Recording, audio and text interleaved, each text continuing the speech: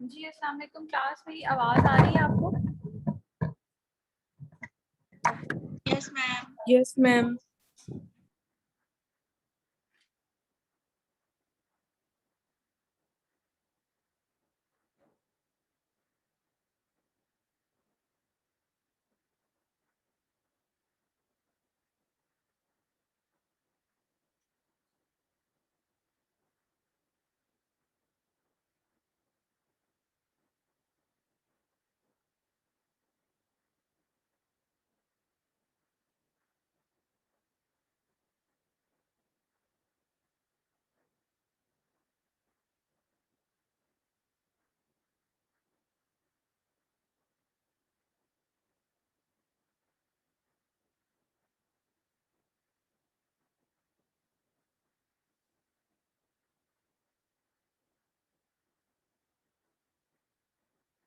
अस्सलाम वालेकुम मैम।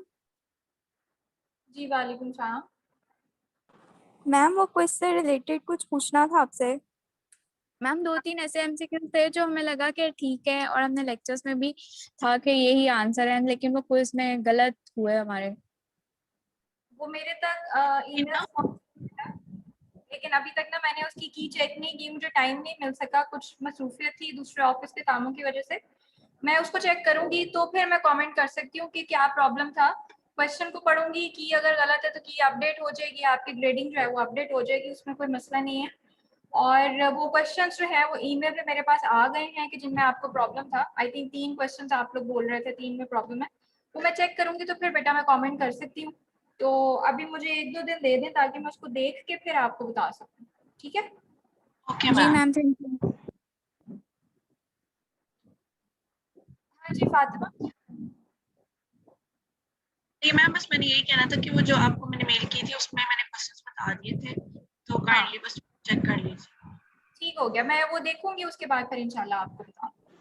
जी मैम, मैंने भी आपको मेल की थी, उसमें तीनों एमसीक्यूज मैंने एक्सप्लेन किए थे कि आपने क्या क्या आंसर्स के बनते हैं, क्योंकि स्लाइड्स में भी थे, आपकी रिकॉर्डिंग में भी थे उनके आंसर्स, तो वो लेकिन की में वो नहीं थे। जी ठीक है बेटा, वो ईमेल्स मेरे पास हैं, वो जिस वक्त भी मैं देखूंगी मैं उसको जो है ना वो क्रॉस चेक कर लूंगी उसके साथ। बट अभी मैं कमेंट नहीं कर सकी क्योंकि मैंने अभी तक देखा नहीं है मैंने क्वेश्चन क्या बनाया, मैंने की क्या बनाई। हो सकता है कि जो है वो गलत बन गई हो, वो कोई मसला नहीं है, वो ठीक हो जाएगी।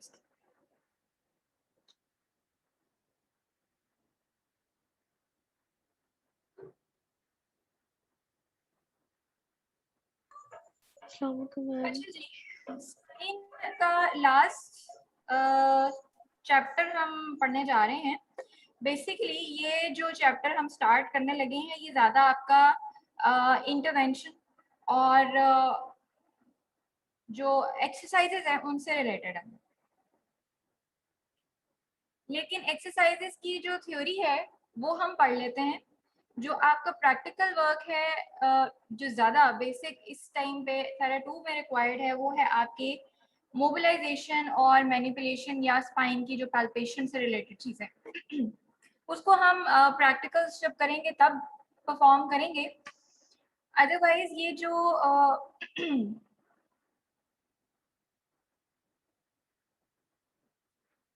एक्सरसाइजेज हैं आज जो हम पढ़ने लगे हैं इसकी थियोरी जो है वो हम पढ़ लेते हैं, क्योंकि इसमें कुछ स्ट्रेचिंग एक्सरसाइजेज हैं, कुछ स्टेबलाइजेशन एक्सरसाइजेज हैं। स्ट्रेचिंग एक्सरसाइजेज आप लोग पहले पढ़ चुके हो, उसको जस्ट पर्टिकुलर मसल के ऊपर जो है वो अप्लाई करना है, उसका तरीका देख लेते हैं।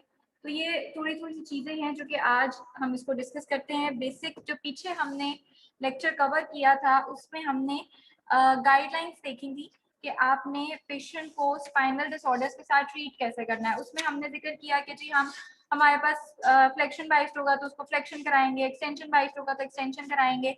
और हमने सारी चीजें पढ़ी कि हम उसकी मोबिलिटी को इंक्रीज करने के लिए स्ट्रेचिंग कर सकते हैं, स्ट्रेंथनिंग कर सकते हैं।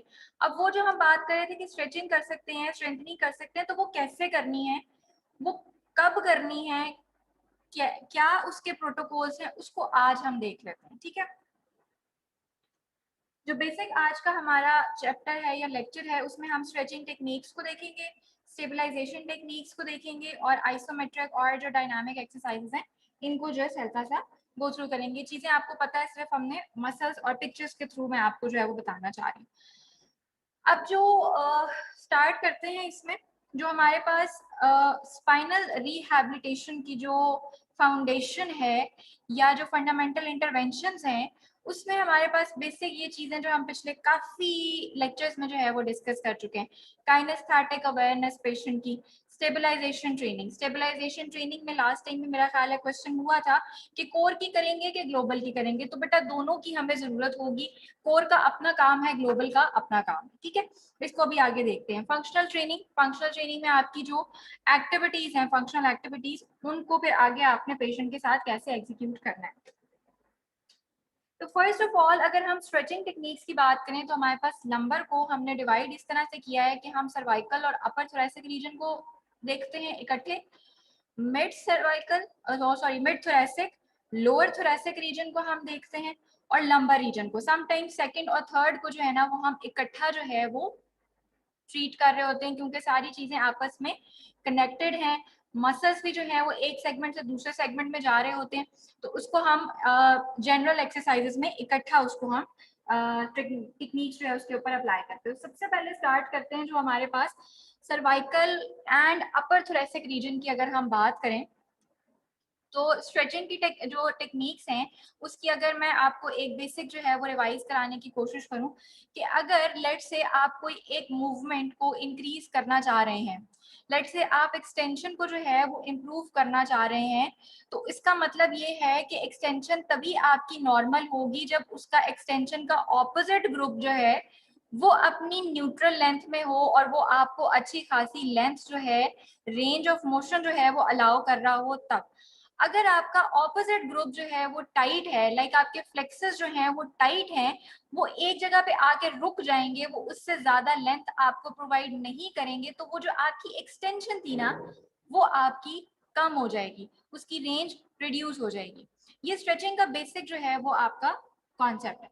अब लाइक आप सर्वाइकल और अपर थोरैसिक रीजन की अगर आप एक्सटेंशन को इंक्रीज करना चाहते हैं, तो आपके थोरैसिक और सर्वाइकल के जो फ्लेक्सेस हैं वो इतने ज्यादा जो है वो फ्लेक्सिबल होने चाहिए कि वो आपको अच्छी खासी रेंज दे सकें, जो नॉर्मल रेंज है। अब हम यहाँ पे क्या करते हैं, टेक्निक्स किस तरह की अप्लाई करते हैं कि थोरैसिक की एक्सटेंशन को इम्प्रूव करने के लिए अगर आप पेशेंट के साथ ओवरहेड उसकी एलिवेशन शोल्डर्स की जो है वो कराएं, ठीक है, विदाउट एनीथिंग, कोई रोल नहीं, कोई टॉवल नहीं, सिंपल सुपाइन लाइन में या क्रोकलाइन पोजीशन जो कि ये पोजीशन है, क्रोकलाइन पोजीशन के अंदर आप सिंपल अगर शोल्डर्स की जो है वो एलिवेशन और एबडक्शन कराते हैं, तो उस वक्त आपके जो फ्रंट के मसल्स हैं, जो चेस्ट के मसल्स हैं, उनके ऊपर स्ट्रेच आता है। अगर वो टाइट होंगे आपको जो मूवमेंट है उसमें करने में मुश्किल होगी। अब स्ट्रेचिंग का हमने करना ही ये है कि हमारे फ्रंट के जो मसल्स हैं उनमें फ्लेक्सिबिलिटी इंड्यूस हो और आपकी एक्सटेंशन जो है वो प्रॉपर रेंज ऑफ मोशन में एग्जीक्यूट हो सके।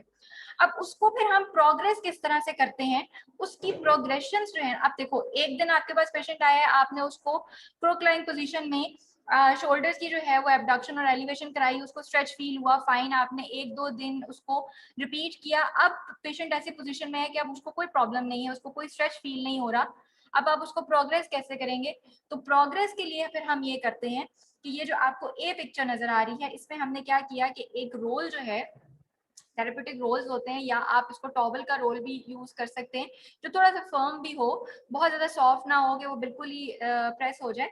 ये हम रोल जो है वो लॉन्गिट्यूडनली सर्वाइकल और खास तौर पे जो आपकी अपर थोरैसिक रीजन है, स्कैपुला के दरमियान में जो एरिया है, हम उसमें पेशेंट को जो है वो प्लेस कराते हैं और उसके ऊपर पेशेंट को कहते हैं कि आप अब जो लाइन पोजीशन है उसके अंदर आए, क्रोकलाइन पोजीशन है। अब इस टाइम पे जब आप पेशेंट को मजीद, अब देखो स्पेस क्रिएट हो गई शोल्डर्स के दरमियान में, अब जब मजीद आप शोल्डर्स की एलिवेशन जब आप कराते हैं, आर्म्स की एलिवेशन जब कराते हैं ओवरहेड, तो उसमें जो फ्रंट के ऊपर स्ट्रेच का एलिमेंट है वो बढ़ जाता है। अब पेशेंट इसके अंदर भी काफी हो गया, स्किलफुल हो गया, इसकी फ्लेक्सिबिलिटी आ गई, अब उसको मजीद आप प्रोग्रेस कैसे करेंगे? अब ये जो आपकी ओवरहेड एलिवेशन थी ना, उसको आप किधर ले आए, आप 90 डिग्रीज की आप एबडक्शन के ऊपर ले आए। अब जब 90, ये एल्बो 90, शोल्डर 90 के ऊपर जब आप पेशेंट की एबडक्शन कराएंगे, अब वो जब पेशेंट का शोल्डर जो है वो टुवर्ड्स बेड मूव करेगा, तो वो एक्स्ट्रा जो आपका इफेक्ट है वो किधर आएगा, आपके शोल्डर जो चेस्ट के मसल्स हैं उनके ऊपर। अब चेस्ट के मसल्स आपके फ्लेक्सर मसल्स हैं, ठीक है। अब ये आपको क्या करेंगे, और नेक भी आपकी इसमें इन्वॉल्व हो रही है, तो वो जो सर्वाइकल और थोरेसिक अपर रीजन था उसके फ्लेक्सर मसल्स के अंदर जब फ्लेक्सिबिलिटी ज्यादा आएगी तो वो आपको एक्सटेंशन की रेंज जो है वो क्या करेगा, प्रॉपर और न्यूट्रल रेंज जो है वो प्रोवाइड करेगा। ठीक है जी। अच्छा, इसके बाद आगे चलते हैं। सर्वाइकल और अपर थोरेसिक की ही हम बात कर रहे हैं, बट अब क्या रिक्वायर्ड है, अगर आपको फ्लेक्शन की जो है वो रेंज कंप्लीट चाहिए, फ्लेक्शन अगर आपको कंप्लीट चाहिए तो उसके लिए आपको किसकी स्ट्रेचिंग करानी पड़ेगी, आपके एक्सटेंसर्स की। और सर्वाइकल और अपर थोरेसिक की और अपर सर्वाइकल की अगर हम बात करें तो उसमें जो आपके सब ऑसिपिटल मसल्स हैं, ठीक है, एक्सटेंसिव मसल्स हैं, सब ऑसिपिटल मसल्स हैं, इनकी अगर आपको स्ट्रेचिंग कराने की जरूरत पड़ती है जब आपको फ्लेक्शन रिक्वायर्ड हो। तो ये जो आपकी ये सेल्फ स्ट्रेचिंग एक तरह से आपको दिखाई हुई है कि इसमें पेशेंट जो है वो खुद से भी परफॉर्म कर सकता है। एक तरह से इसमें असिस्टेंस भी आ जाती है, वो कुछ इस तरह से कि जब आप अपने बाजू जो है वो या अपने हाथ जो है वो सर के पीछे प्लेस करते हैं तो वो जो आपका एलिमेंट है ना पेक्ट मेजर का, पेक्टोरालिस जो मसल्स हैं उनके ऊपर स्ट्रेच जो है वो ऑटोमेटिकली आ जाता है। ठीक है, अगर आप लोग अभी बैठे हुए हो तो साथ साथ आप परफॉर्म भी करके देख सकते हो कि अगर आप सिंपल अपने हाथ प्लेस करो सर के पीछे तो आपको जो स्ट्रेच फील होगा वो आपके इंटीरियर जो चेस्ट मसल्स हैं उनके ऊपर फील होगा। अब उसके साथ आप क्या करें कि अब आपने जब स्ट्रेच करना है सब ऑसिपिटल मसल्स को, ठीक है, तो इसमें आप या अभी सब ऑसिपिटल की हम बात नहीं करते, अभी हम इसकी सिर्फ पेक्टोरालिस मेजर की बात करें कि जब आप हाथ पीछे प्लेस करेंगे तो ये स्ट्रेच एलिमेंट इसके ऊपर आपको फील होगा। ठीक है, इसकी दूसरी जो मूवमेंट बनती है वो आप कंप्लीट अपनी जो एल्बोज हैं उनको टच करते हैं। ठीक है, अब जब ये मूवमेंट है इसमें आपकी रेस्पिरेशन का भी जो है ना वो फैक्टर इन्वॉल्व है। आपको जो प्रॉपर ब्रीदिंग है पैटर्न वो भी इसके अंदर फॉलो करना पड़ता है। ए पोजीशन के अंदर क्या हो रहा है कि जो स्ट्रेच अप्लाई हो रहा है पेक्टोरालिस मेजर पेक्टोरालिस मसल्स दोनों जो हैं आपके इंटीरियर थोरैक्स ड्यूरिंग इंस्पिरेशन, जब आप इंस्पायर करते हो उसके साथ भी आपका जो है वो स्ट्रेच का एलिमेंट आ रहा है, और जब आप पेशेंट अपनी एल्बोज को जो है वो टच करेगा फ्रंट की तरफ लेकर आएगा तो उस टाइम आपकी जो है वो उसको एक्सपायरेशन को जो है ना वो ये मूवमेंट फैसिलिटेट करेगी। ठीक है, ऑटोमेटिकली आपका वो जो चेस्ट कैविटी है वो रिड्यूस होगी और रिडक्शन जो है वो आपकी एक्सपायरेशन को क्या करती है, फैसिलिटेट करती है। देन आप आगे आते हैं सर्वाइकल के ऊपर। सर्वाइकल रिट्रैक्शन की बात करें तो इसमें आपके जो मसल्स आ जाते हैं इंपॉर्टेंट जो आपके वो है स्कैलेनी मसल्स। ठीक है, स्कैलेनीज का जो है ना वो काफी रोल है डिफरेंट मूवमेंट्स में। अगर वो यूनिलैटरल का अलग रोल है, बाईलैटरल का अलग रोल है। असल में आपके जो स्कैलेनी मसल्स है ना वो ट्रांसवर्स प्रोसेसेस जो हैं वो अपर सर्वाइकल स्पाइन के साथ अटैच होते हैं और फ्रंट अपर की जो 2 रिब्स हैं उनके साथ अटैच होते हैं, यानी कि ये रिब्स की मूवमेंट भी परफॉर्म करते हैं और आपकी वर्टिब्रास की भी जो मूवमेंट है उसको परफॉर्म करते हैं।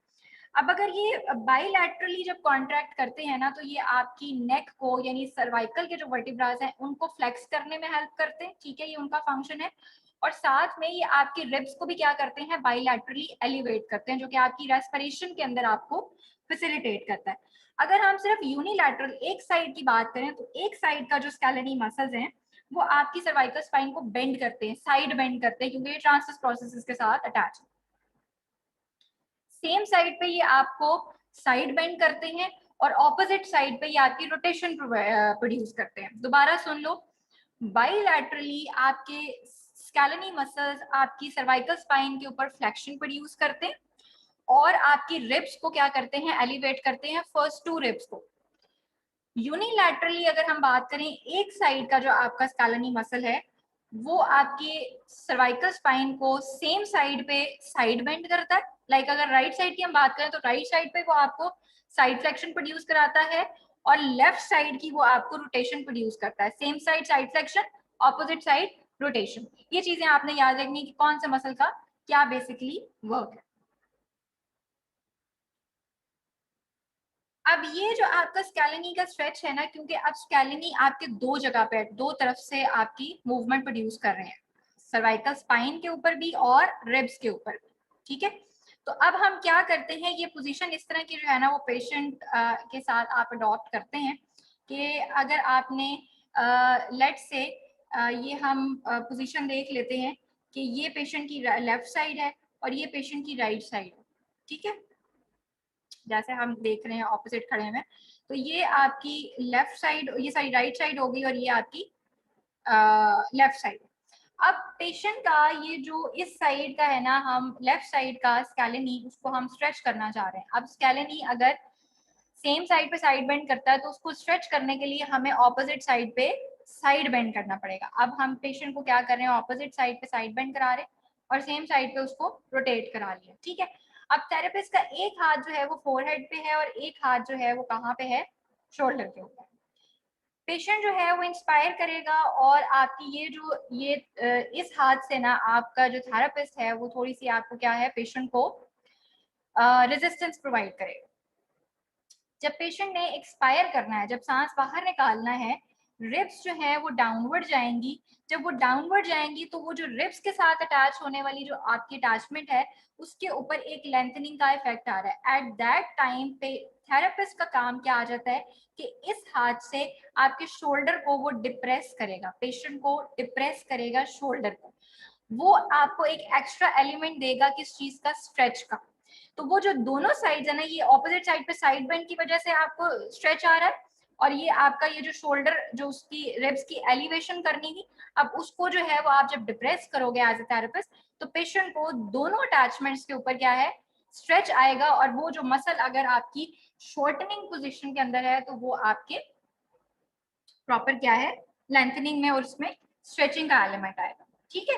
इसी तरह से अगर हम बात करें कि अगर आप फ्लेक्शन को बेहतर करना चाह रहे हैं, सर्वाइकल की जो अपर सर्वाइकल फ्लेक्शन है उसको अगर आप बेहतर करना चाह रहे हैं तो आपके जो एक्सटेंसर मसल ग्रुप है, सब ऑक्सीपिटल मसल ग्रुप है, आपको उसकी स्ट्रेचिंग करनी पड़ेगी, ठीक है। अब वो क्या है, पेशेंट की सिटिंग पोजीशन होगी, आप पेशेंट के पीछे खड़े होंगे, आप यहाँ से एक हाथ से अपने थंब से जो है वो उन मसल्स को पैल्पेट कर लीजिए, ठीक है, और दूसरा हाथ जो है वो आपका फोरहेड के ऊपर प्लेस होगा।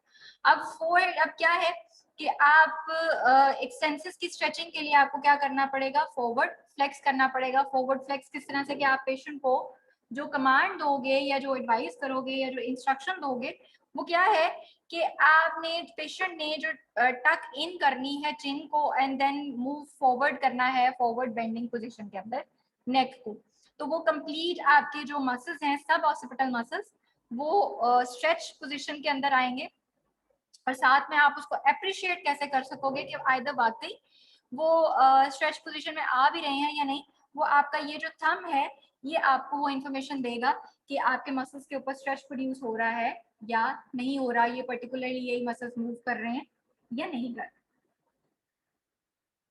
मिड थोरेसिक, लोअर थोरेसिक और लंबर रीजन को अगर हम इकट्ठी बात करें और उसकी अगर हम फ्लेक्शन को इंक्रीज करना चाहते हैं तो हमारे एक्सटेंसर मसल्स की स्ट्रेचिंग हमें अच्छे से प्रोड्यूस करनी होगी। अब इसमें दो तरह की चीजें, हम एक असिस्टेड स्ट्रेच यूज करते हैं, एक हम पेशेंट को सेल्फ स्ट्रेच भी बताते हैं। असिस्टेड स्ट्रेच डिपेंड करता है कि आप पेशेंट की आपके पास जो है ना वो किस पोजीशन के अंदर आया है, उसकी स्टेज क्या है रिकवरी। अब असिस्टेड जो स्ट्रेच है ना, जो असिस्टेड स्ट्रेच है उसमें हम क्या करते हैं कि आप पेशेंट को, जैसे ये क्रॉस लेग पोजीशन है, चौकड़ी मार के जिसको बैठना कहते हैं, पेशेंट उस पोजीशन के अंदर जो है वो आ जाएगा, ठीक है। एज अ थेरेपिस्ट आप पेशेंट के पीछे बैठ जाए और आपने पेशेंट का जो पेल्विस है उसको अच्छे से क्या करना है, ग्रैब करना है, ताकि आपकी जो पेल्विस है उसके ऊपर किसी किस्म की ना टिल्टिंग हो ना कोई मूवमेंट हो, जो भी मूवमेंट आएगी वो स्पाइन के ऊपर हो और उसको जो एक्सटेंसर मसल्स हैं, खास तौर पे इरेक्टर स्पाइनी मसल, हम उसका स्ट्रेच जो है वो प्रॉपर ले सकें। एक तो असिस्टेंस आ रही है यहाँ से जो कि आप पेल्विस को स्टेबलाइज कर रहे हैं। सेकेंड असिस्टेंस इस पोजीशन में आएगी जब आप पेशेंट जो है वो खुद से अपने हाथ यहाँ पे सर के पीछे रखेगा। जब आप सर के पीछे हाथ रखते हो ना तो ऑटोमेटिकली आपकी जो थोरेसिक है ना स्पाइन, उसके ऊपर एक्सटेंशन प्रोड्यूस होती है। जब वो एक्सटेंशन प्रोड्यूस होगी ना तो आपका वो एक तरह से सेगमेंट क्या है, स्टेबलाइज हो जाएगा, लॉक हो जाएगा।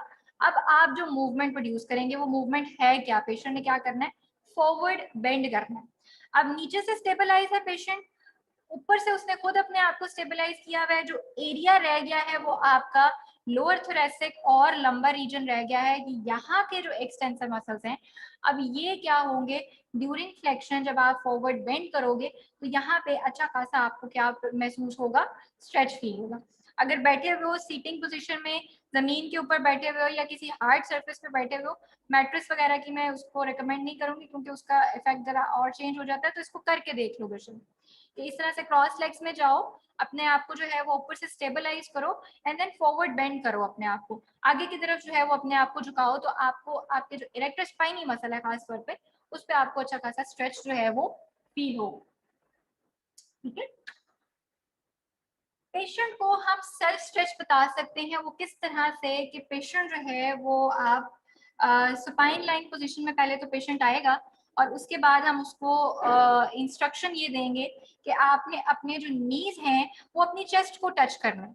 सिंपल कमांड कि नीज को आपने चेस्ट के साथ जो है वो टच करना है। जब ये काम होगा तो ये आप गौर करेंगे, ये जो आपके पीछे के जितने मसल्स हैं इरेक्टर स्पाइनी, समटाइम्स इवन आपके ग्लूट्स भी इसके अंदर जो है ना वो उनके ऊपर स्ट्रेच का एलिमेंट आता है इसमें।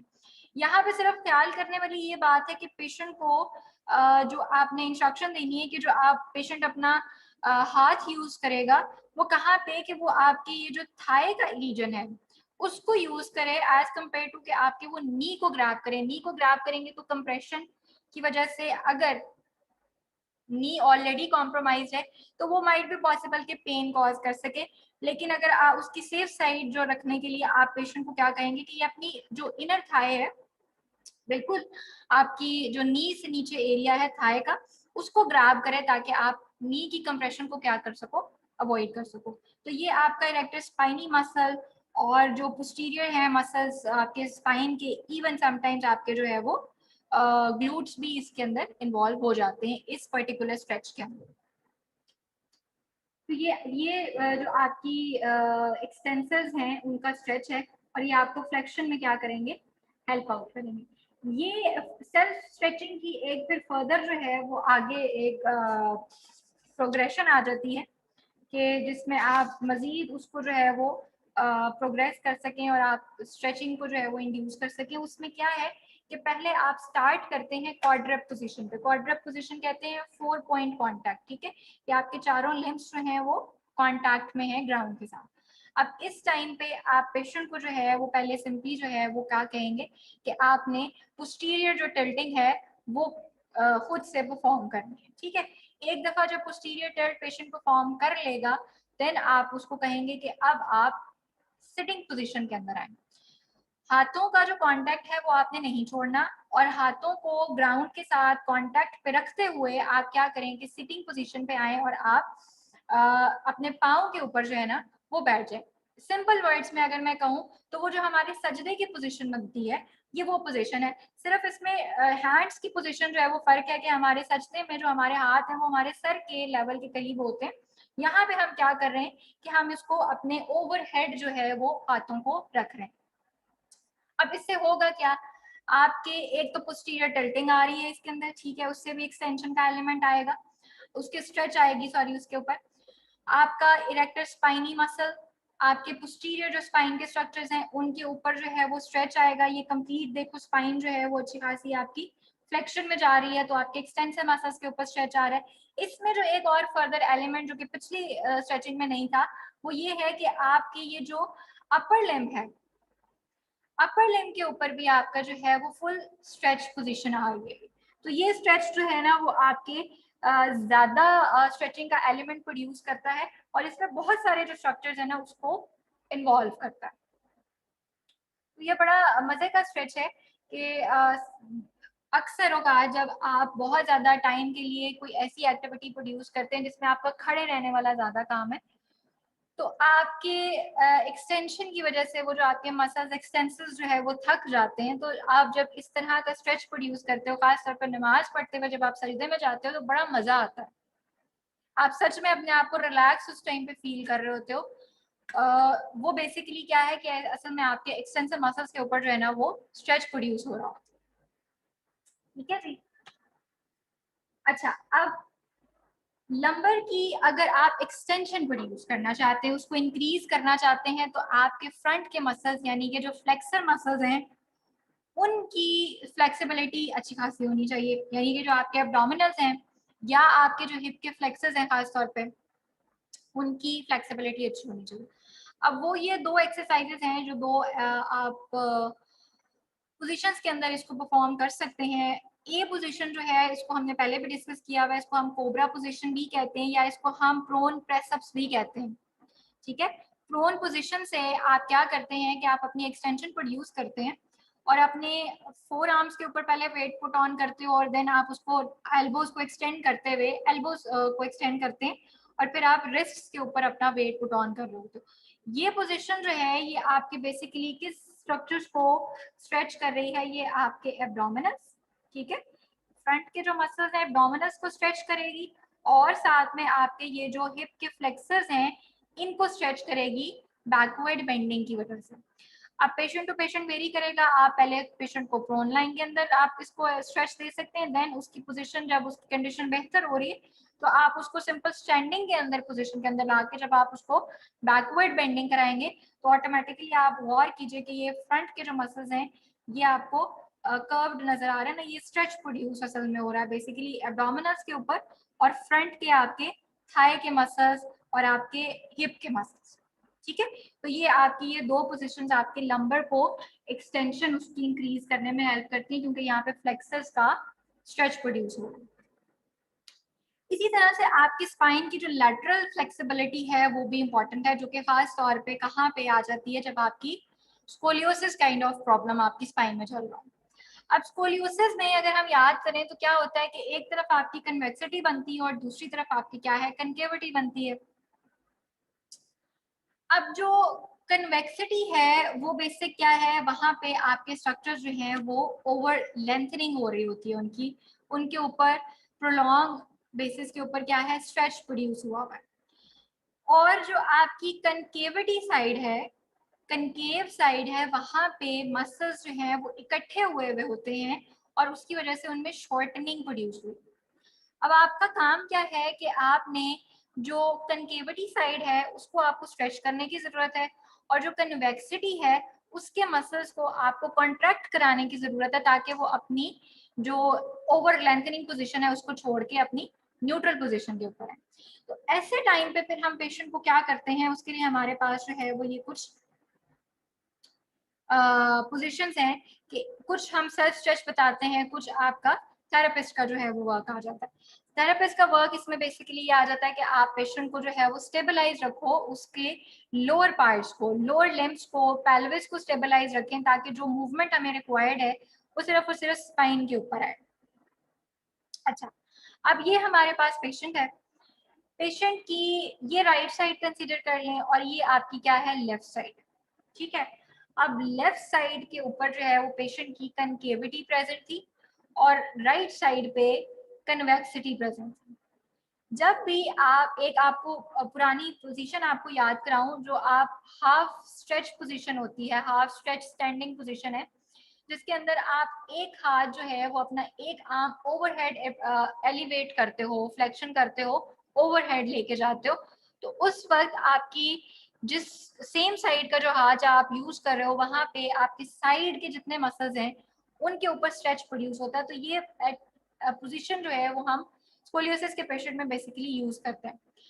जिस साइड पे आपकी कनकेविटी है, जो मसल्स आपके शॉर्टेंड हैं, उस साइड के हाथ को, अपर लिम्ब को अगर आप एलिवेट करें ओवरहेड तो वो ऑटोमेटिकली आपका जो है ना वो स्ट्रेच प्रोड्यूस कर सकते हैं उस साइड पे।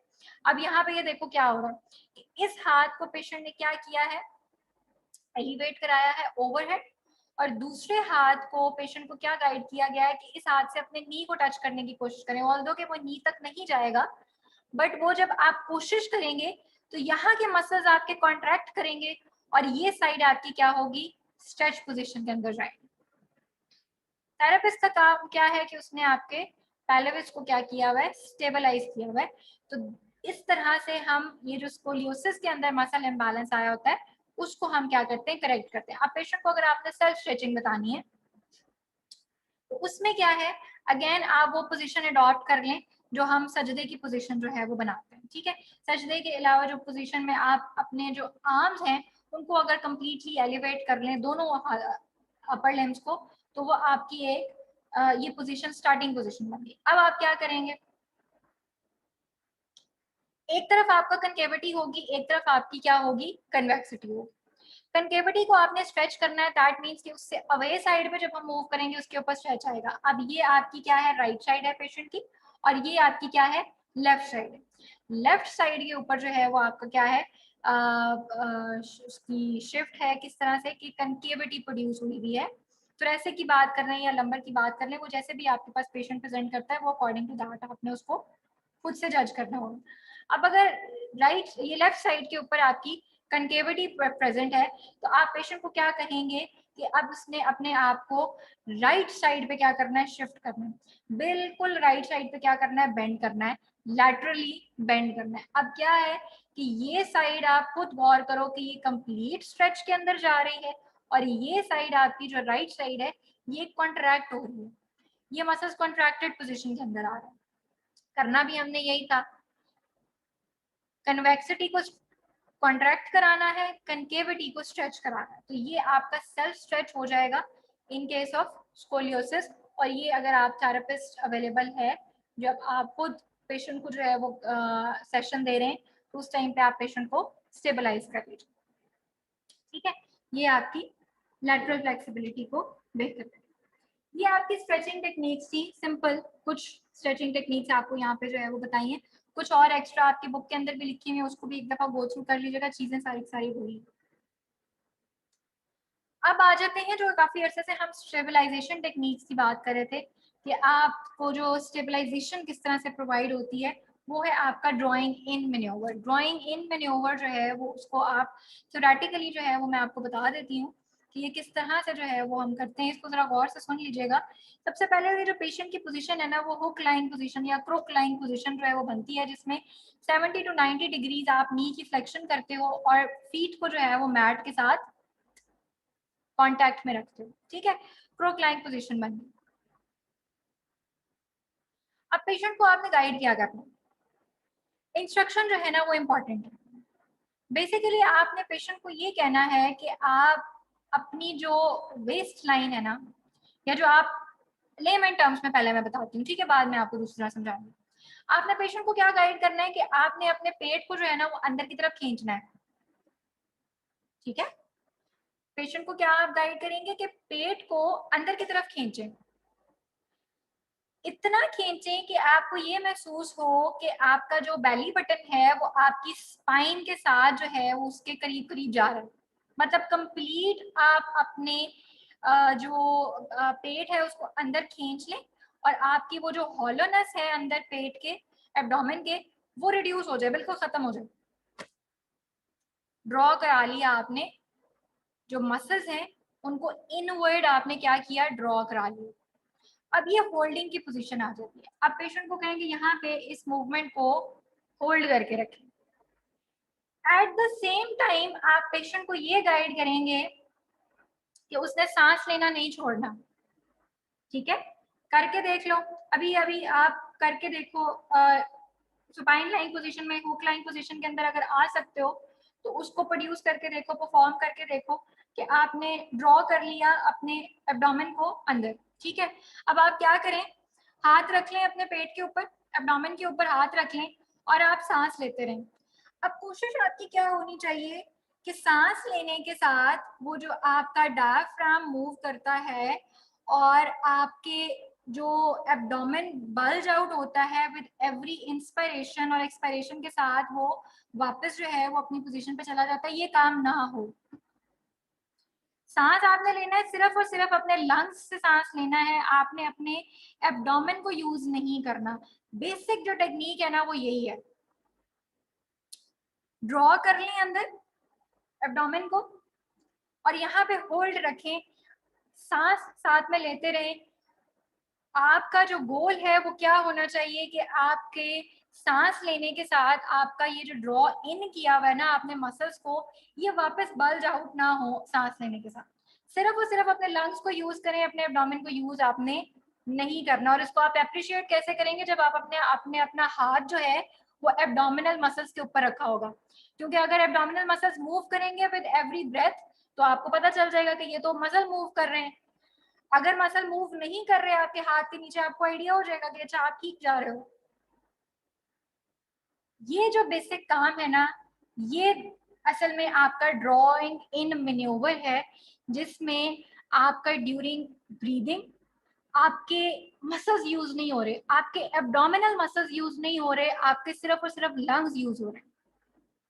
ये बेसिकली आपके जो कोर मसल्स हैं, खास तौर पे ट्रांसवर्सस एब्डोमिनस मसल है, क्योंकि ये उसकी कॉन्ट्रैक्शन हुई भी है। जब आप ड्रॉ इन कर रहे हो, ये आपने ट्रांसवर्सस एब्डोमिनस की कॉन्ट्रैक्शन की है। अब बाकी के जो काम है, सांस लेना, या इसको फिर हम बाद में मूवमेंट के अंदर भी लेके आते हैं कि कोई भी आपने जब मूवमेंट करनी है उस वक्त भी आपके एब्डोमिनल्स जो है ना उनके ऊपर मूवमेंट नहीं आनी चाहिए। ये बेसिक आपकी एक्टिवेशन हो रही है ट्रांसवर्सस एब्डोमिनस। अब ट्रांसवर्सस एब्डोमिनस जब मूव नहीं करेगा तो ये बेसिकली उसने आपकी जो स्पाइन है ना उसको अच्छे से ग्रैब करके रखा हुआ है, अच्छे से होल्ड करके रखा हुआ है कि अब आप जो भी मूवमेंट प्रोड्यूस कर लें उसका जो इफेक्ट है, उसकी जो लोडिंग का इफेक्ट है, वो ट्रांसवर्सस एब्डोमिनस आपकी स्पाइन के ऊपर नहीं पड़ने देता। This is the basic technique.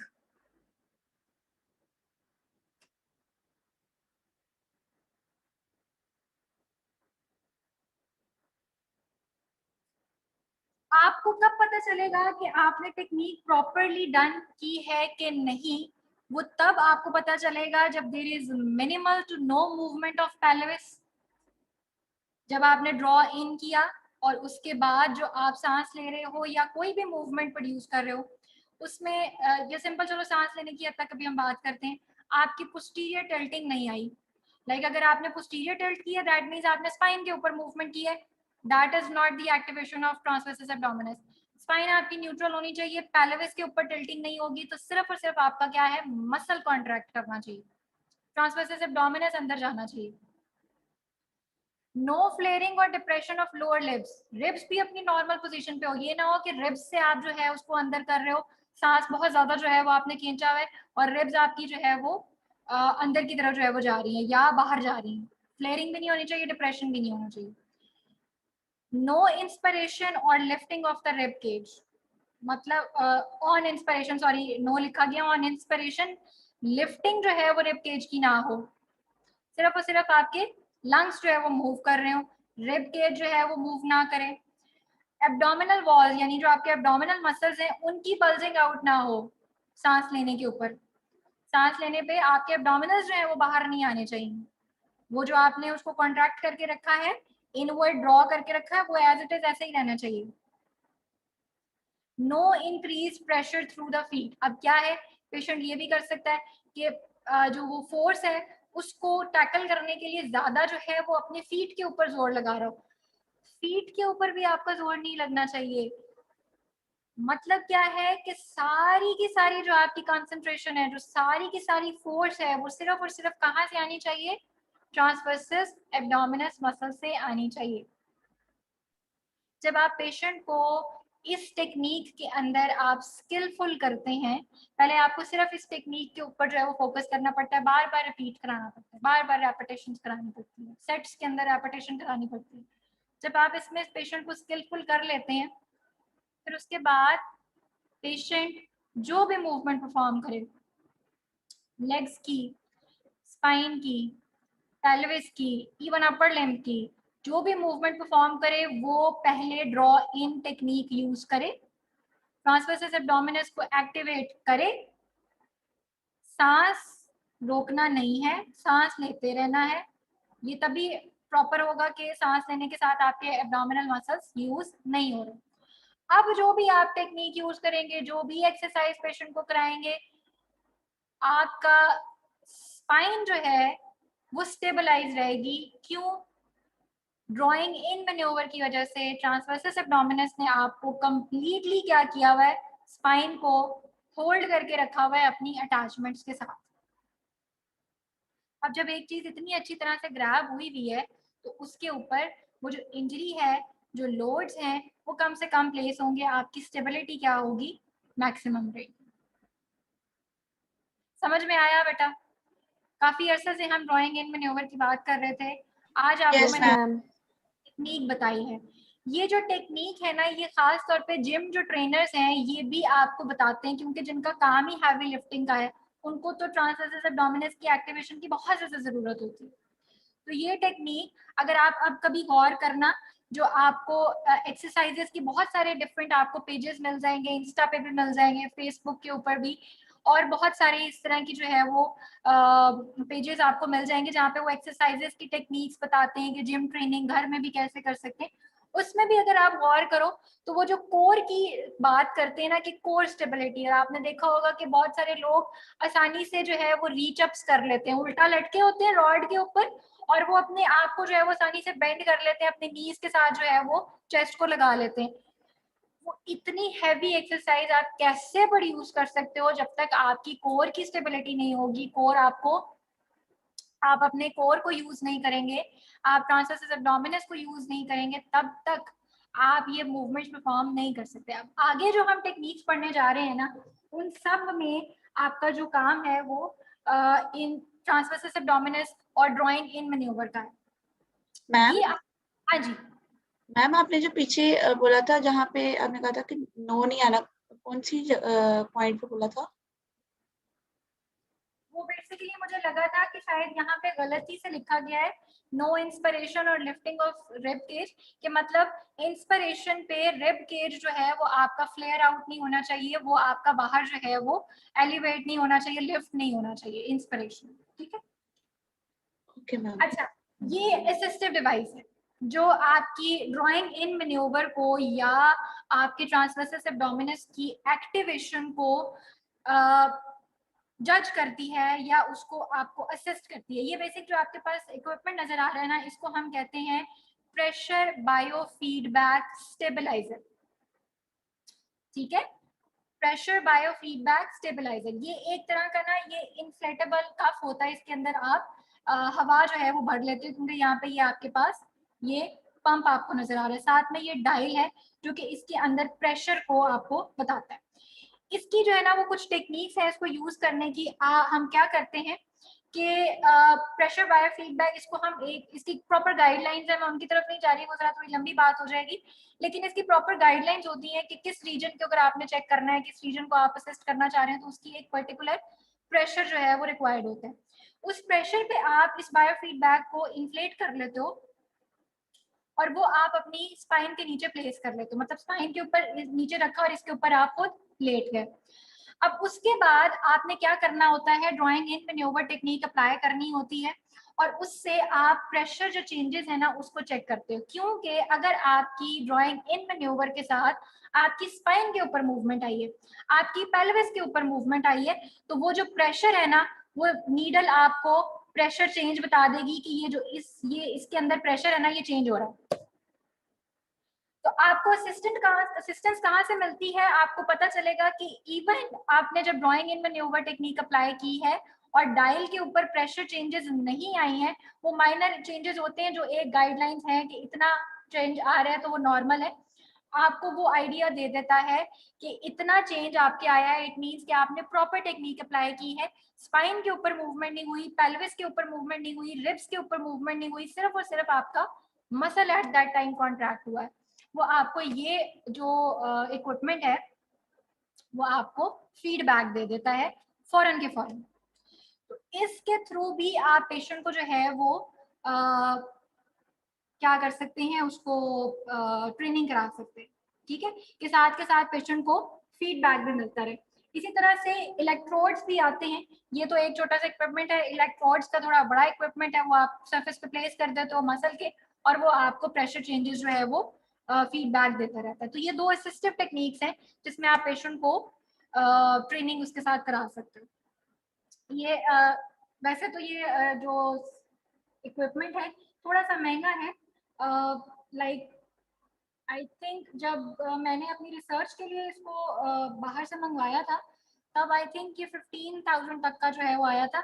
अब उसको भी 4-5 साल तो गुजर गए हैं बात को, तो थोड़ा सा शायद ये मजीद जो है ना वो एक्सपेंसिव हो गया हो। मेरी जो रिसर्च थी ना, जो मैं इतना ज़्यादा फोकस भी करती हूँ इसके ऊपर, स्टेबलाइजेशन और ट्रांसवर्सस एब्डोमिनस, मेरी बेसिक जो मास्टर्स की एमएस की रिसर्च थी वो ट्रांसवर्सस एब्डोमिनस की एक्टिवेशन के ऊपर थी, कि उसको हम एक्टिवेशन उसकी कैसे करा सकते हैं, डिफरेंट मूवमेंट्स में उसका क्या रोल है। अगर विदाउट एक्टिवेशन आप मूवमेंट्स प्रोड्यूस करते हैं अपने लोअर लिम्स की, तो उससे आपकी स्पाइन के ऊपर कितना प्रेशर पुट ऑन होता है, और अगर आप ड्यूरिंग ट्रांसवर्सस एब्डोमिनस की एक्टिवेशन के साथ आप मूवमेंट्स प्रोड्यूस करते हैं तो उसका क्या इफेक्ट आता है। और मैंने यही वाला जो इक्विपमेंट है इसको यूज किया था, और उससे जो है वो अपनी रिसर्च मैंने कंप्लीट की थी, और उसके जो रिजल्ट्स निकले थे वो यही थे कि in every position, supine line, prone line, whatsoever, अगर आप ज्वाइंट इन मैन्यूवर टेक्निक को यूज नहीं करते, आपकी स्पाइन के ऊपर मूवमेंट आती है, आपकी पेल्विस के ऊपर मूवमेंट आती है, आपकी रिब्स के ऊपर मूवमेंट आती है, और आपके वो सारे के सारे लोड्स अल्टीमेटली आपकी स्पाइन पे प्रोड्यूस होते हैं, और वो आपको अल्टीमेटली कहाँ लेके जाते हैं, towards injury, as compare to अगर आपकी मसल्स जो है वो आपको प्रॉपर स्टेबलाइज कर रहे हैं। ठीक है बेटा। अच्छा, अब आगे जो हमने स्टेबलाइजर, मैम ये जो स्टेबलाइजर मशीन है एक्चुअली मुझे इसकी समझ नहीं आई है किस लिए मतलब हम उसको इस्तेमाल करेंगे। सॉरी मुझे समझ नहीं आया आप क्या कह रहे हो। स्टेबलाइजर को आप कब इस्तेमाल करोगे? यस मैम, वो मतलब कह रही कैसे कैसे इस्तेमाल करेंगे, मतलब टेस्ट कैसे किस वक्त करेंगे? ये या तो आप पेशेंट के ड्यूरिंग जो आप ट्रीटमेंट दे रहे हो, अगर आपको जरूरत है, लाइक लेट से पेशेंट को समझ नहीं आया, पेशेंट उसको अच्छे से समझ नहीं पा रहा कि मैंने करना क्या है, ये उसको ना फीडबैक देता है। आपकी बात शायद उसको समझ ना आए, जब आप पेशेंट के सामने वो डायल होगा और उसको प्रेशर चेंजेस महसूस होंगी ना, उसको समझ आ जाएगा कि अच्छा ये गलती यहाँ पे हो रही है मेरे से। तो ये असिस्टिव टेक्निक है असल में। रिसर्च पॉइंट ऑफ व्यू से भी हम इसको यूज करते हैं, जैसे कि मैंने अपनी रिसर्च में यूज किया कि इसके थ्रू जो है वो हम डेटा इकट्ठा कर रहे थे, और अगर पेशेंट के ऊपर आप अप्लाई करना चाह रहे हैं तो वो तब आप उसको असिस्टेंस के तौर पे बता सकते हैं कि एक दफा जब वो स्किलफुल हो जाएगा फिर बेशक आप उसको यूज ना करो, पेशेंट की असिस्टेंस के लिए हम इसको यूज करते हैं।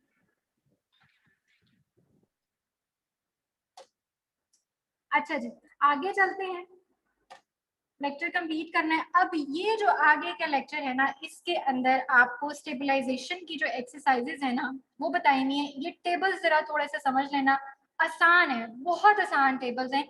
ये सिर्फ देखने में लगता है कि पता नहीं क्या। पहले मैं बता देती हूँ कि इसमें क्या क्या कुछ लिखा हुआ है, फिर मैं पिक्चर्स के साथ आपको बताती हूँ। ये आपकी इंस्ट्रक्शन लिखी हुई है कि आपने पेशेंट को कराना क्या। हम किस तरफ जा रहे हैं, हम सर्वाइकल की स्टेबलाइजेशन करना चाह रहे हैं, ठीक है, और एम्फेसिस किस चीज के ऊपर है, सर्वाइकल के फ्लेक्सेस के ऊपर। ठीक है, ये आपकी बेसिक टेक्निक है। आपने इंस्ट्रक्शन क्या पेशेंट को देनी है। सर्वाइकल के अंदर जब आप स्टेबलाइजेशन का एलिमेंट लाना चाहते हैं तो आपको याद होगा, आपको बताया था कि कैपिटल जो आपकी है ना, क्या उसको बोलते हैं, कैपिटल फ्लेक्शन, हेड और नेक की अपर वर्टिब्रास की जो आपकी फ्लेक्शन है जब आप चिन को टक इन प्रोड्यूस करते हो। ठीक है, ये सारी की सारी एक्सरसाइजेज आपकी इसी से स्टार्ट होनी है, यानी कि इसको आपने प्रोड्यूस करके रखना है, इसको आपने होल्ड करके रखना है। तो वो जो आपके सर्वाइकल रीजन के अंदर आपका मल्टीपटस मसल है और लॉन्गेस्ट कोलाई मसल है, वो आपको इसी तरह से स्टेबलाइज करते हैं जैसे आपको ट्रांसवर्सस एब्डोमिनस का। अच्छा, अब क्या है जनाब कि यहाँ पे ये आपकी लिखा हुआ है कि मैक्सिमम सपोर्ट से लेके मिनिमम सपोर्ट, यानी कि ये प्रोग्रेशन फेज आपको बताया हुआ कि जहाँ पे वो पोजीशन जिसमें आपकी मैक्सिमम सपोर्ट है और वहां तक हम पेशेंट को लेके जाएंगे with time, obviously Aahista Aahista, जहाँ पे उसकी मिनिमम सपोर्ट है। ये चेंज ऑफ पोजिशन है, लाइक सुपाइन में सबसे मैक्सिमम सपोर्ट है, सिटिंग में आ जाएंगे जिसमें लेस स्टेबिलिटी है, स्टैंडिंग में वॉल सपोर्ट के साथ, और फिर standing with no support. Positions आपकी ये चेंज होती रहेंगी, जो उसके अंदर टेक्निक्स हैं, जो उसके अंदर मूवमेंट्स प्रोड्यूस करनी है वो सेम की सेम रहेंगी हर किसी के अंदर। अब वो क्या है, अब इधर आ जाते हैं।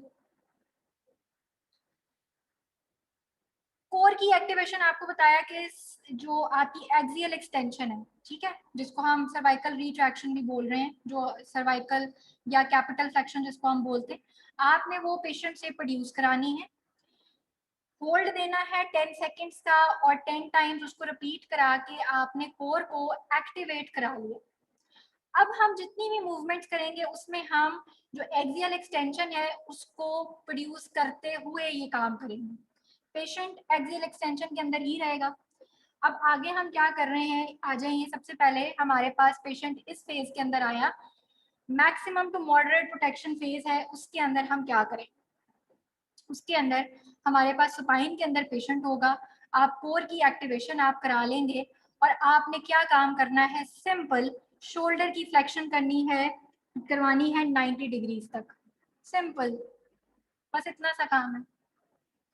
कैपिटल एक्सटेंशन के साथ, आप एक्सियल एक्सटेंशन के साथ आप क्या करेंगे कि पेशेंट की 90 डिग्रीज के ऊपर फ्लेक्शन आपने प्रोड्यूस करा ली, इसकी आप रेपिटेशंस जो हैं वो पेशेंट से करवाएंगे।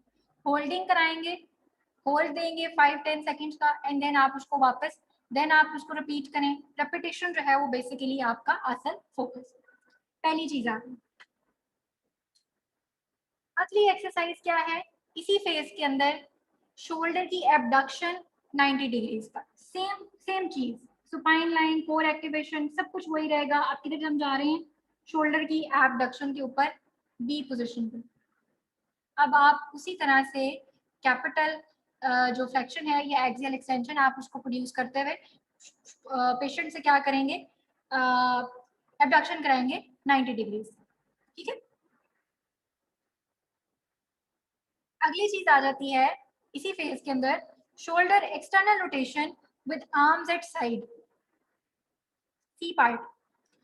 आर्म्स को साइड पे रखते हुए आप क्या करवाएंगे, एक्सटर्नल रोटेशन। सिंपल है।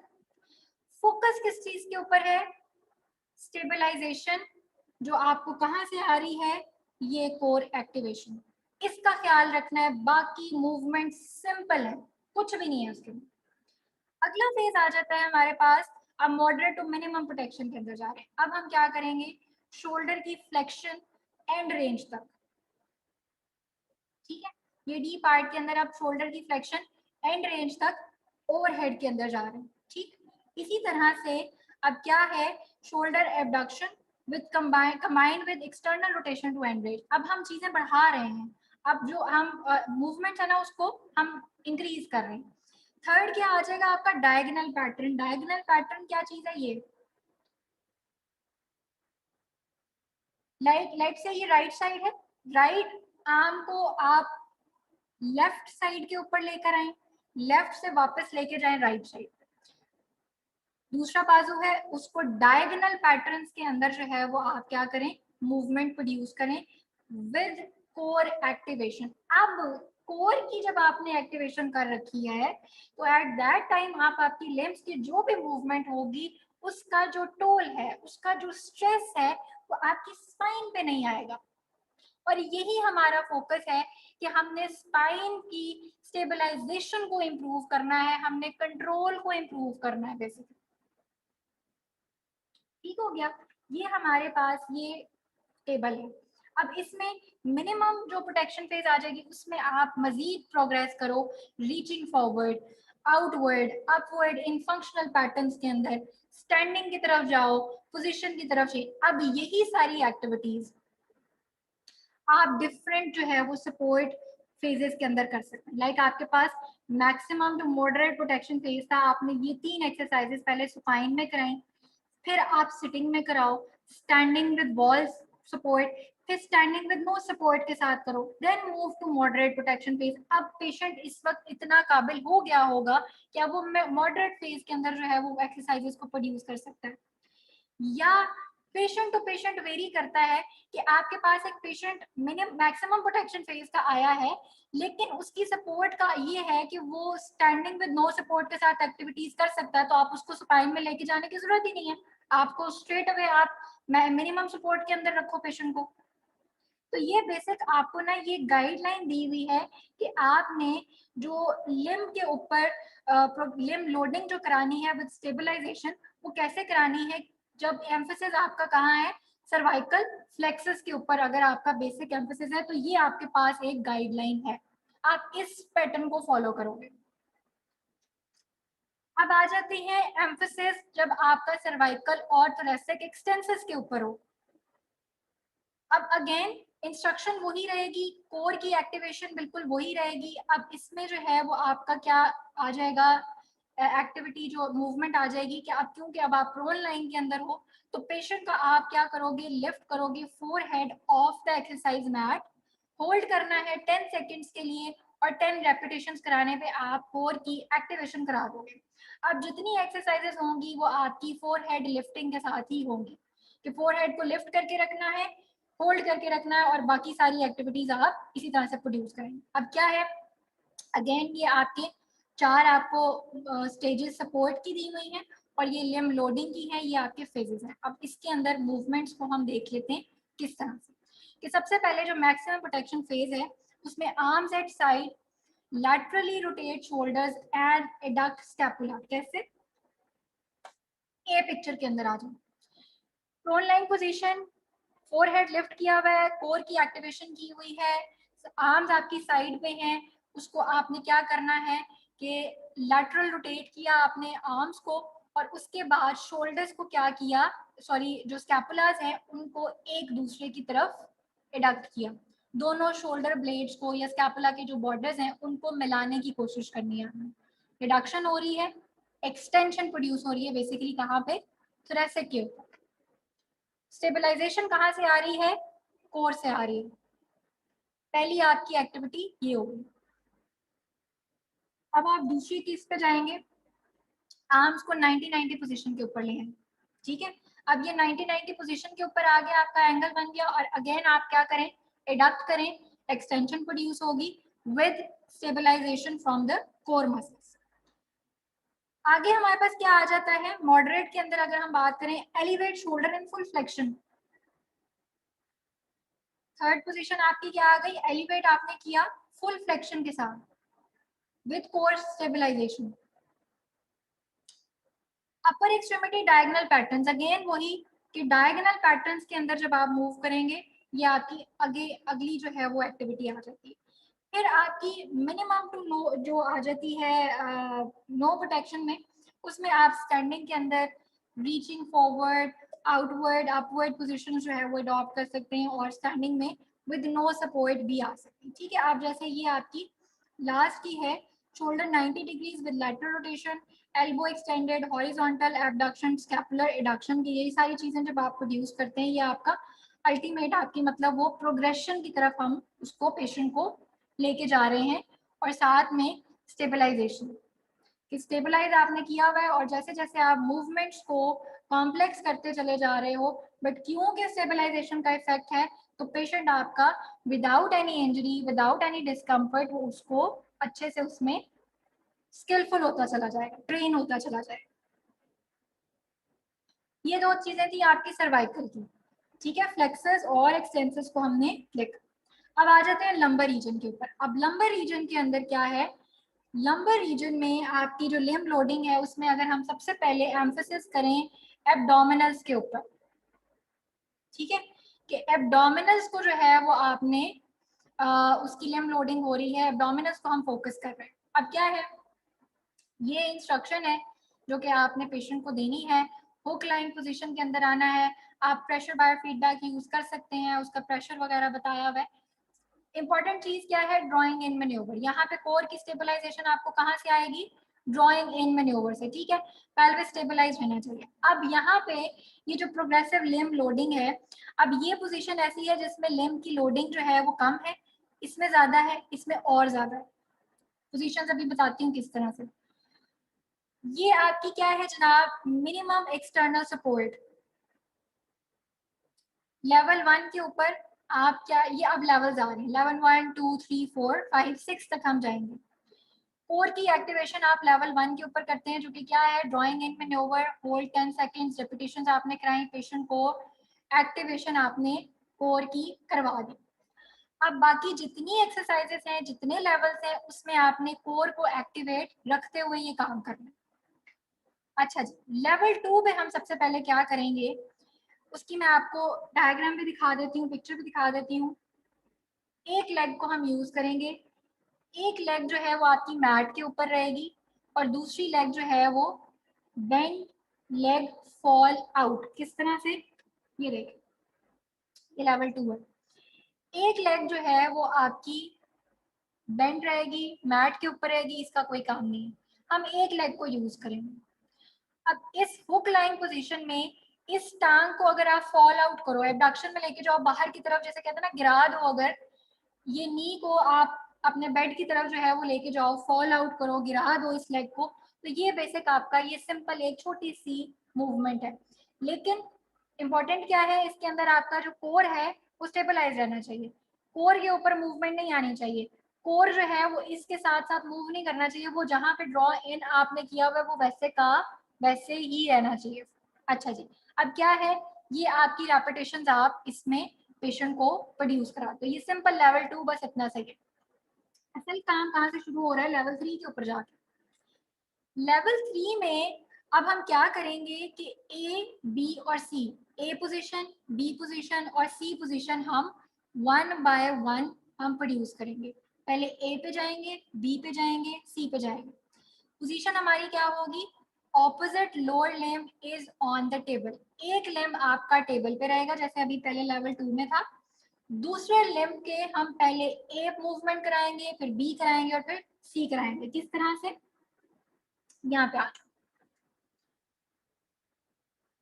अच्छा, लेवल 3 में आप सबसे पहले हमने क्या किया, एक लिम्ब तो आपका टेबल पे है, इसको हमने 90 डिग्रीज के ऊपर लिफ्ट कर लिया। पहली मूवमेंट लिफ्ट किया कोर की एक्टिवेशन के साथ, कोर को नहीं छोड़ना।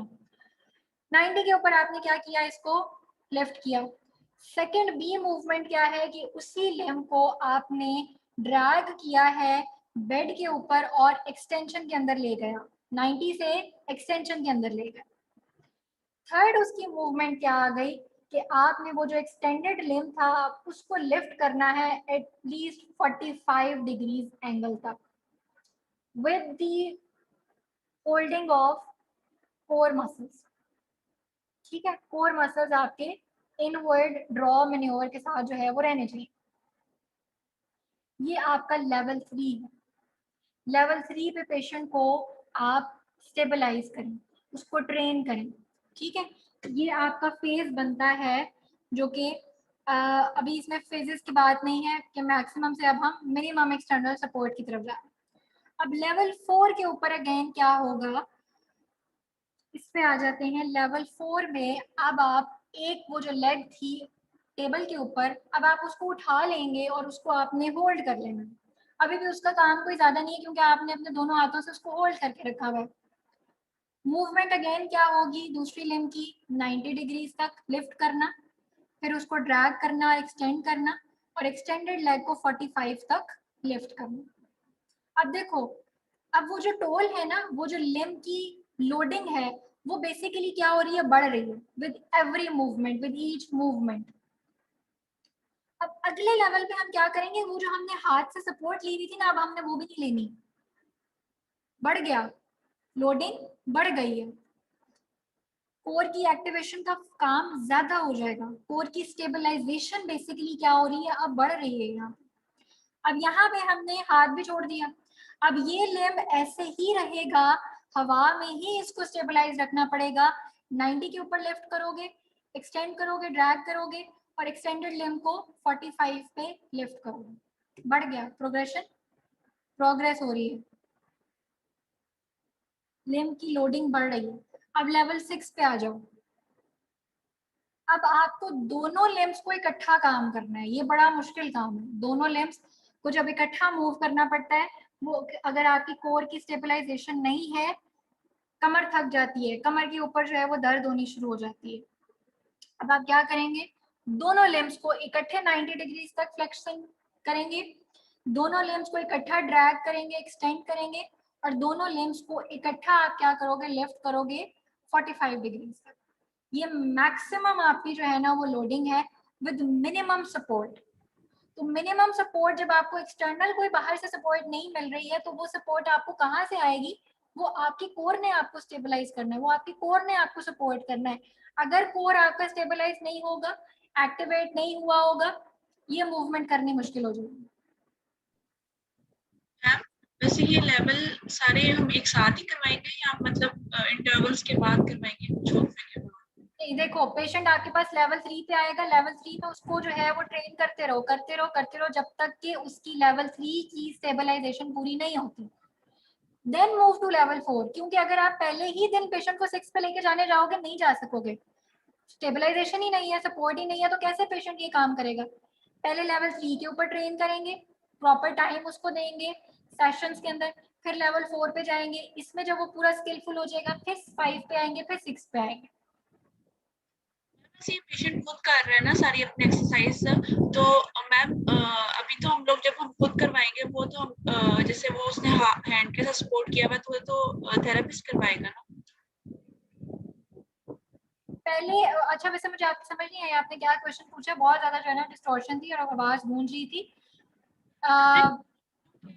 देखिए हम लोग जब थेरेपिस्ट करवाएगा वो तो थेरेपिस्ट उसको सपोर्ट देगा और उसको उसकी करवाएगा ना, लेकिन जब वो घर पे जाएगा तो वो खुद ही अपनी लेवल करेगा ना। हाँ बिल्कुल, घर के अंदर तो उसको खुद करना पड़ेगा। अब जो सपोर्ट यहाँ पे भी ज्यादा थेरेपिस्ट की तरफ से कोई सपोर्ट नहीं आ रही है, यहाँ पे भी जो सपोर्ट है उसको एक ये टांग सपोर्ट कर रही है, पहले यहाँ से हाथ सपोर्ट कर रहा था, आगे ये लेवल्स के अंदर आपका कोर आपको मैक्सिमम सपोर्ट कर रहा है जिसमें एक्सटर्नल फोर्स कम। असल में ये सारे काम पेशेंट ने खुद ही करने हैं, आपका काम क्या है, आपने देखना है कि वो सही से एग्जीक्यूट कर रहा है या इंस्ट्रक्शन नहीं। देनी। हाँ, आपका काम इंस्ट्रक्शंस देने का है, आपका काम कोर को एक्टिवेट करवाने का है, वो जो ड्राइंग इन मैन्यूवर कराना है वो आपका काम है कि उसकी टेक्निक सही हो, सही से अप्लाई हो रहा है, देन ये सारे काम पेशेंट खुद करेगा। लेवल्स की इंस्ट्रक्शंस आपने देनी है, कब किस लेवल पे लेके जाना है, ये आपका काम है। मैम इन एक्सरसाइजेस की कोई वीडियो नहीं है, ऐसे समझ नहीं आ रही।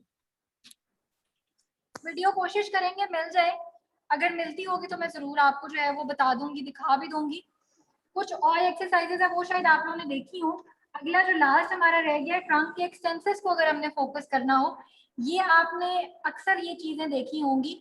इसमें भी हमारे पास क्या है कि ये लोअर इंटेंसिटी के एक्सरसाइजेज से हम ग्रेटर इंटेंसिटी के ऊपर जाते हैं। दो पोजीशंस में हम ये करते हैं, क्वाड्रप पोजीशन होती है और एक prone line position. Prone line के अंदर इंटेंसिटी बढ़ जाती है, क्वाड्रप के अंदर जो है ना वो कम होती है। अब इसमें आपको जो है ना ये एक्सरसाइजेज मैं आपको बता देती हूँ, ये एक्सरसाइजेज आपने अक्सर देखी होंगी, डिफरेंट जिम टेक्निक्स के अंदर आपने देखी होंगी। सबसे पहले हम क्या करते हैं, क्वाड्रप पोजीशन के अंदर पेशेंट को सिर्फ एक आर्म जो है ना वो लिफ्ट कराते हैं कि इसमें draw in manoeuvre technique apply करे, अपने कोर को स्टेबलाइज करे और फिर अपना सिर्फ एक लिम्ब उठाए और उसको होल्ड करके रखे। जब पेशेंट इसमें स्किलफुल हो जाता है फिर हम नेक्स्ट पे मूव करते हैं कि सिर्फ और सिर्फ जो है वो अपनी एक लिम्ब को ड्रैग करे, इस पोजीशन से एक्सटेंशन पे लेके जाए लेकिन उठाना नहीं है, सिर्फ ड्रैग करना है। ठीक, वापस फ्लेक्शन पे फिर एक्सटेंशन पे, फ्लेक्शन पे फिर एक्सटेंशन पे, उसको holding with core activation. Third पे हम क्या करते हैं कि उस लिम्ब को अब आपने लिफ्ट करना है एक्सटेंशन के अंदर। ठीक है, अब ये स्टेबलाइजेशन कहाँ से आ रही है, कोर से आ रही है। ये आपकी थर्ड जो आपकी प्रोग्रेशन का जो स्टेज आ गया वो ये आ गया। फोर्थ पे हम क्या करते हैं कि एक लेग जो आपने लिफ्ट की है उसका कॉन्ट्रालेटरल अब बाजू भी आपको लिफ्ट करना है, यानी कि 4 पॉइंट कांटेक्ट से अब आप सिर्फ 2 पॉइंट कांटेक्ट में आ जाओगे डायगोनल पैटर्न के अंदर। राइट आर्म अगर उठाए हुए लेफ्ट लेग उठानी है। इसी तरह से ऑपोजिट कॉन्ट्रालेटरल लिम्स को आपने क्या करना होता है, होल्ड करना होता है, स्टेबलाइज करना होता है, और वो हेल्प आपको कहाँ से मिलती है, वो आपको कोर से मिलती है। कोर की एक्टिवेशन अगर नहीं है ये आप काम नहीं कर सकेंगे, करेंगे भी तो आपकी लिम्ब के ऊपर जो स्पाइन है उसके ऊपर इफेक्ट ज्यादा आएगा। अब ये क्वाड्रप पोजीशन है, ठीक है, क्वाड्रप पोजीशन में जब पेशेंट आपका इतना स्किलफुल हो गया है देन आप उसको प्रोन के अंदर ले जाओ। प्रोन में करना बहुत मुश्किल काम है, प्रोन में ही एक्टिविटीज करना बहुत मुश्किल है। प्रोन में आप स्ट्रेट लेग रेज कराते हो पहले सबसे पेशेंट को, एक लेग आपने उठवाई, बाईलैटरल स्ट्रेट लेग रेजिंग उससे भी ज्यादा मुश्किल हो जाती है। ठीक है, दोनों टांगे इकट्ठी प्रोन में नहीं उठाई जाती। फोकस आपका क्या होना चाहिए कि पेशेंट आपका नी जो है ना वो अपना बेंड ना करे, नी बेंड करेगा तो एक्टिविटी जो है उसका जो असल फोकस है ना वो रिड्यूस हो जाए। और थर्ड पे जो सबसे ज्यादा मैक्सिमम जो आपकी टोल आता है या लोडिंग आती है वो क्या है कि दोनों आपने स्ट्रेट लेग रेजिंग तो की है, बाइलेटरल स्ट्रेट लेग रेजिंग, और साथ में आपको यहाँ से अपना हेड भी लिफ्ट करना होता है। हेड और आर्म्स यानी अपर बॉडी को भी लिफ्ट करो और इसको भी लिफ्ट करो। ये एक तरह का सुपरमैन पोस्टर जो है वो बन जाता है। ये सुपरमैन का वो जो पोस्टर है वो आपको परफॉर्म करना वो वैसे ही बड़ा मुश्किल हो जाता है। तो ये चीजें तब जाके आती हैं जब आपकी कोर की मैम ये जो ई वाली डायग्राम है और जो एफ वाली, इसमें पेशेंट का हेड जो है नीचे की तरफ है कि ऊपर की तरफ, समझ नहीं आ रही है। ई और एफ में आप अपर जो बॉडी पार्ट है उसको इन्वॉल्व नहीं कर रहे, इसमें इन्वॉल्व नहीं है। सिर्फ और सिर्फ जी पार्ट के अंदर आपकी अपर बॉडी को भी आप इन्वॉल्व करते हो क्योंकि ये मैक्सिमम लोडिंग है, इसमें हमने मिनिमम लोडिंग रखनी है।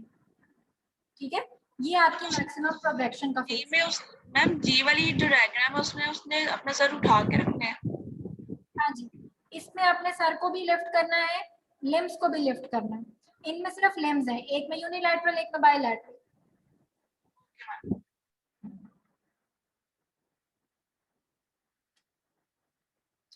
चलो, दो तीन सिर्फ आपकी स्लाइड रह गई हैं कि अब बाकी के जो आप स्टेबलाइजेशन एक्सरसाइजेस हैं उनको वेरी कैसे कर सकते हो, उसको प्रोग्रेस कैसे कर सकते हो मसल एंड्योरेंस के थ्रू। एक्सटर्नल प्रॉप्स जैसे कि अभी इस फीडबैक का आपको बताया, प्रेशर फीडबैक, वो यूज कर सकते हो। एक्सट्रीमिटी की लोडिंग थ्रू डिफरेंट मूवमेंट्स बढ़ा सकते हो। एक्सटर्नल रेजिस्टेंस भी इसमें ऐड कर सकते हैं। अभी रेजिस्टेंस का एलिमेंट हमने कोई ऐड नहीं किया था। आपने प्रोग्रेस करना है पेशेंट को, आप इन सारा में स्किलफुल हो गए, अब आप उसमें एक्सटर्नल रेजिस्टेंस का एलिमेंट ऐड कर दो, वेट्स डाल दो, थारा बैंड को यूज कर लो, पोजीशन को चेंजेस कर लो। अनस्टेबल सर्फेसिस लाइक वो जिम बॉल जो होता है उसको यूज कर लो क्योंकि उसमें स्टेबिलिटी वैसे ही बैलेंस का इशू आता है, पेशेंट उसको भी जो है वो उसको इनकॉर्पोरेट करना पड़ेगा। अब पेशेंट टू पेशेंट ये चीजें वेरी करती हैं। एक हाउस वाइफ अगर आ रही है उनको जिम बॉल पे एक्सरसाइज कराने की जरूरत नहीं है, उनका काम ही नहीं है। हाँ, एक एथलीट आपके पास आता है उसकी तो रिक्वायरमेंट है कि आप उसको हर लिहाज से मैक्सिमम जो उसकी स्टेबिलिटी है वो लेकर आओ। वहां पे अगर आप जिम बॉल भी लानी पड़ती है, अनस्टेबल सर्फेसेस भी लानी पड़ती हैं तो आप उसको यूज करें। तो पेशेंट टू पेशेंट ये चीजें वेरी होती चली जाएंगी। आइसोमेट्रिक है जो कि आपकी स्ट्रेंथनिंग को बढ़ाता है। डायनामिक एक्सरसाइजेस में रेजिस्टिव ट्रेनिंग आ जाती है कि आप फिर उसमें रेजिस्टेंस का एलिमेंट लाते हैं और आप उसकी रेपिटेशंस को बढ़ाते हैं ताकि आपकी जो स्ट्रेंथ है वो बढ़े। और आखिर में आप इसमें एरोबिक एक्सरसाइजेस पेशेंट को ला सकते हो। अब ये सारी फंक्शनल एक्टिविटीज आ जाती है ना, अब उसमें आप पेशेंट की एरोबिक एक्सरसाइजेस को ऐड कर सकते हो। साइकिलिंग है, वॉकिंग है, रनिंग है, स्टेयर क्लाइंबिंग आप करा सकते हो, स्विमिंग है, एरोबिक डांसिंग है। ये सारी आपकी क्या है, आपकी जो सीवीएस सिस्टम है और रेस्पिरेटरी सिस्टम उसको इन्वॉल्व करेगा और आपकी कंडीशनिंग जो है वो होगी ओवरऑल बॉडी। और फंक्शनल ट्रेनिंग जो है वो फिर आगे साथ में आप पेशेंट की जो फंक्शनल नीड्स हैं उनको सामने रखते हुए फिर पेशेंट को आप ट्रेन करते हैं। तो बेसिकली आज जो हमने चीज़ें पढ़ी हैं वो स्ट्रेचिंग टेक्निक्स थी, स्ट्रेंथनिंग उसकी स्टेबलाइजेशन के ऊपर हमने फोकस किया है ज़्यादा कि कोर को जो है वो आपने किस तरह से स्टेबलाइज रखना है विद एवरी मूवमेंट। ठीक है, पेशेंट को आपने किस तरह से लेके चलना है और आपकी ये आइसोमेट्रिक और डायनामिक एक्सरसाइजेस को देखना है। अब होपफुली चीज़ें जो है वो आपको समझ आ गई होंगी। अगर कुछ प्रॉब्लम है वीडियोस का, ये काम करें आप, थोड़ा सा इसको सर्च आउट करें, खुद सर्च आउट करें।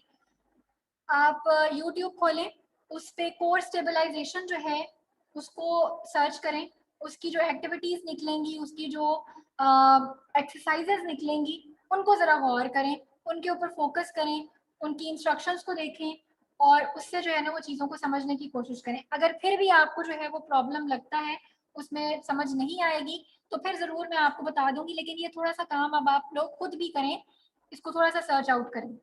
ठीक है, मैम जो LE लिखा हुआ था ऊपर और UE, मैम वो लोअर लिम्ब और अपर लिम्ब लिखा हुआ था।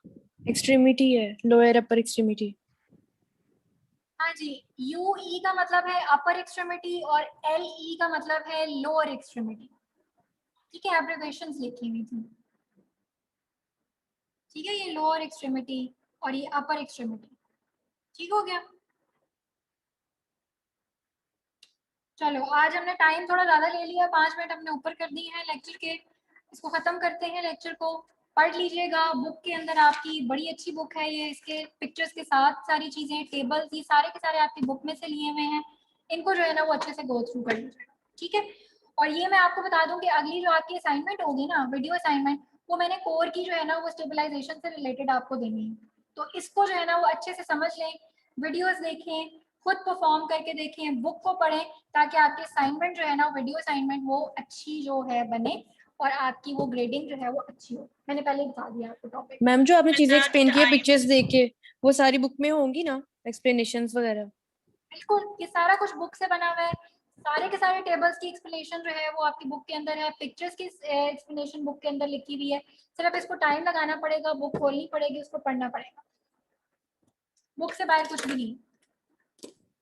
मैम हमारी जो वीडियो असाइनमेंट होगी काइंडली उसका टाइम ज्यादा रखिएगा, क्योंकि हमारा जो है अभी क्विज़ेस भी चल रहे हैं नेक्स्ट वीक। अच्छा चलो ठीक है, टाइम दे दूंगी ज्यादा, ठीक है। मैम आप कुछ एक ले सकती हैं? Yes ma'am. एक और quiz, बेटा क्विज एक ही लेना था, और डायरेक्टर साहब की तरफ से ये चीज अप्रूव्ड है कि एक ही क्विज होगा, क्योंकि दो का मैंने हमको नहीं बताया, तो मैं अब इसको चेंज फिलहाल नहीं कर सकती। मैम इसकी वेटेज उतनी ही रहेगी? बिल्कुल, वेटेज भी उतनी ही रहेगी, वेटेज को भी मैं चेंज नहीं कर सकती ना, मैं कहाँ से चीजों को बढ़ाऊंगी फिर। यूट्यूब पे जो मैंने आपको बताया है वो मैंने आपको ये बताया है कि आप कोर की स्टेबलाइजेशन टेक्निक्स जो है वो यूट्यूब पे सर्च करें, वीडियोस आपको बहुत सारी रिलेटेड मिल जाएंगी, उनको खोलें, उनको देखें, उनकी एक्टिविटीज को देखें, एक्सरसाइजेस को देखें कि किस तरह से परफॉर्म की जा रही हैं, ड्राइंग इन मैन्योवर की टेक्निक निकाल के देखें, ताकि आपको चीजें जो आज हमने पढ़ी हैं उनकी बेटर अंडरस्टैंडिंग हो सके आपके लिए।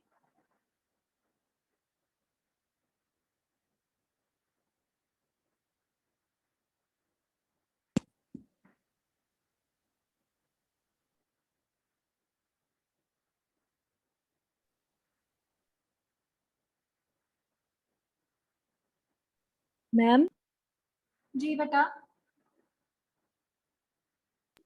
मैम मैंने जब क्विज ज्वाइन किया था तो उसके बाद मुझे सिर्फ 9 मिनट्स मिले थे, मुझे उसकी समझ नहीं आई। मैंने आपको ना पिक्चर भी भेजी थी उसकी, जबकि मैंने टाइम पे खोला था, लेकिन मुझे 9 मिनट्स मिले थे। ऊपर टाइम मेंशन ठीक वाला है, मुझे 15 मिनट्स का टाइम मेंशन, लेकिन मेरा सिर्फ 9 मिनट्स के अंदर हुआ है, उसके बाद बंद हो गया था मेरा। क्योंकि आपने मैम लेट उस खोला इश्यू का, मैम वो ना, वो साइड जो है वो बहुत हैवी भी हो गई थी, और मुझे उन्होंने मेंशन भी किया कि आपको सिर्फ 9 मिनट्स मिले हैं, आपको बाकी टाइम जो है वो मतलब उन्होंने जल्दी क्लोज कर दिया था। मैम उसकी समझ नहीं आई मुझे, उस जल्दी की वजह से काफी चीजें ऐसी थी जो खराब भी हुई फिर।